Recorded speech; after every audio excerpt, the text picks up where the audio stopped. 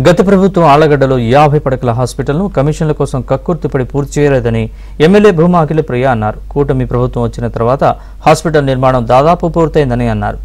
ప్రభుత్వం ఆరోగ్యానికి అధిక ప్రాధాన్యత ఇస్తోందన్నారు.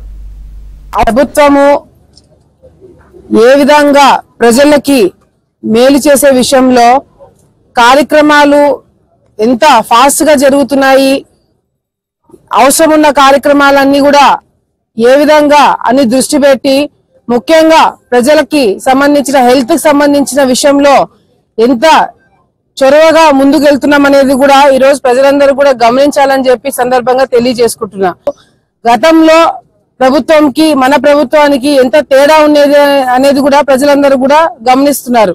మన ఆళ్లగడ్డలో ఏదైతే 50 పడకల హాస్పిటల్ గత 5 సంవత్సరాల్లో వైసీపీ నాయకులు అధికారంలో ఉన్నప్పుడు 1 ఇంచు కూడా పూర్తి చేయలేకపోయినారు.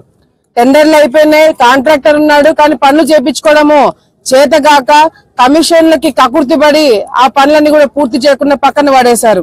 మేము వచ్చిన తర్వాత వెంటనే ఆ పనులని మొదలుపెట్టి ఈ రోజు ఆ 50 పడకల హాస్పిటల్ అయిపోయే స్థాయికి ఈ రోజు మరి వచ్చిందంటే దానికి కారణం కూడా మా ప్రభుత్వం కావచ్చు, మేము కావచ్చు, ప్రజల ఆరోగ్యాల మీద ఎంత మాకు ఆలోచన ఉంది అనేది కూడా చాలా స్పష్టంగా ఈ రోజు అర్థం